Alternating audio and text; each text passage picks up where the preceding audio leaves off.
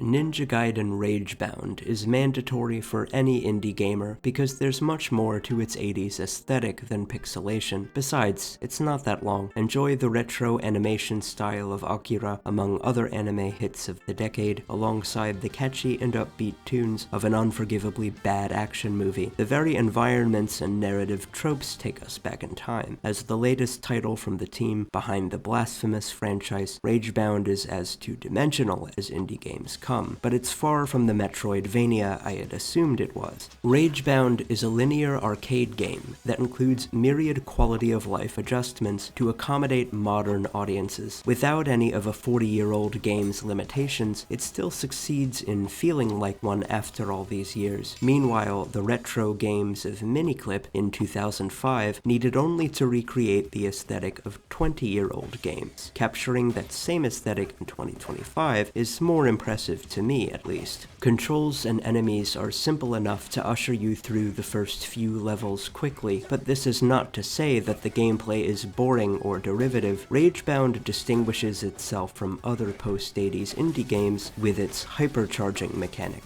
Killing enemies with flashing indicators above them will hypercharge your next attack, making it fatal for any enemy that isn't a boss. Half the enemy variants die in one hit no matter what, but the other half require multiple strikes to kill. Also, note that you have to use kunai to kill enemies with lilac indicators, and the katana to kill enemies with blue indicators to score hypercharges. These technicalities demand genuine strategy in a fast-paced context, suggesting the most effective order in which to dispatch enemies. Hypercharging is complemented by the fact that each level is a battle for space on the screen. From pitfalls and booby traps to hordes of distinct enemies, there's only so much safety toward which Kenji and his meager health bar can move. As undeniably simple as each individual enemy is in the game, the best way to keep Kenji alive is to deal with enemies as soon as they appear. Another mechanic that's novel enough for the development team to have named is the guillotine boost, which is little beyond how you parry in Cuphead, if you've played Cuphead. When you encounter a projectile or enemy in midair, you can ricochet from it to score a double jump. Between guillotine boosts and climbing, Kenji is certainly capable in terms of mobility. Thus, the levels give two choices: kill all enemies as quickly as possible, if that's easier for you, or blow past them as quickly as possible, if that's easier for you. Indeed, I leaned into both methods during my playthrough.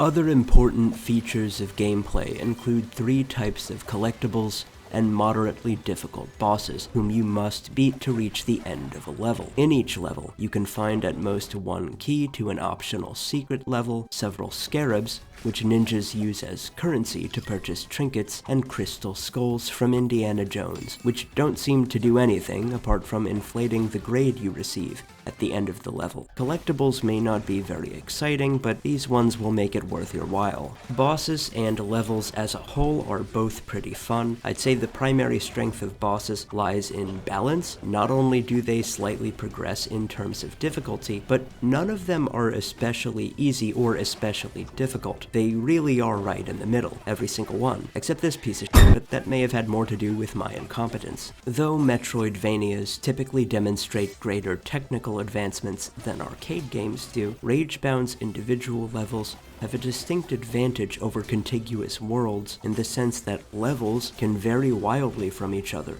in terms of obstacles, environments, and enemies. Meanwhile, Metroidvanias need to glue areas together in a way that makes sense, presenting transitory areas at the very least. Ragebound's levels feature everything from motorcycles, jet skis, and zip lines to ancient tombs, construction sites, and modern skyscrapers. The Game Kitchen clearly regarded this deviation from blasphemous as an opportunity instead of a constraint. The final element that distinguishes Ragebound so sharply from the 80s games it seeks to emulate is character progression. Along with several ranged weapons, you can equip different Ragebound abilities, which are costly super moves that wipe the screen clear of enemies or assist you in other major ways. Though I didn't use either often. More impactfully, you can purchase trinkets from a catalog with the aforementioned scarabs, equipping any 2 of these charms to grant passive abilities. If you can't decide which to use, you can always equip cursed charms to make the game harder and inflate the letter grade you receive at the end of each level. I completed most of the game with the Scarcity charm, which removes health boosts from levels, and the Unworthy charm, which prevents healing at checkpoints. You don't really need health boosts, because checkpoints heal you, and you don't really need checkpoints to heal you because dying and returning to your latest checkpoint has no real consequences, so I thought I'd take the credit. Thanks to Cursed Charms, I could earn an S rank or higher for every mission. But S isn't the highest rank anyway, because the scale ascends all the way to S++. To reach the top of the scale, you'd have to equip Cursed Charms and complete the level's optional objectives, which range in difficulty from totally trivial to completely insane. I'd say most of them aren't worth it. At least the grading system increases replay value. You can always replay any level to see if you can beat your original score. There's also a hard mode to unlock after completing the first playthrough, which actually increases and changes enemies to face in the level. Think of the master levels from old school Doom. I didn't partake because I thought the game was hard enough, but it remains an option for daredevils. Ragebound isn't as long or as profound as the typical Metroidvania on the indie market, but I found it refreshing and nostalgic at the same time, so I thought it was worth sharing. I add that no Ninja Gaiden experience is required, as the game is a self-contained spin-off. So despite the AAA inspiration, Ragebound remains a great addition to any indie gamer's collection.